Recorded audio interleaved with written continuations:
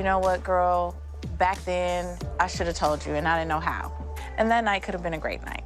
I think I've said that before. Didn't I say that before? No.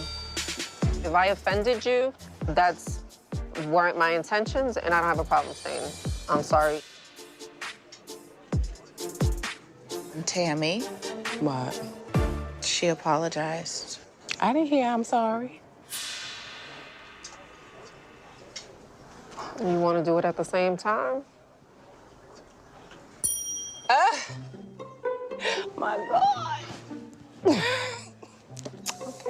That'll make it fair.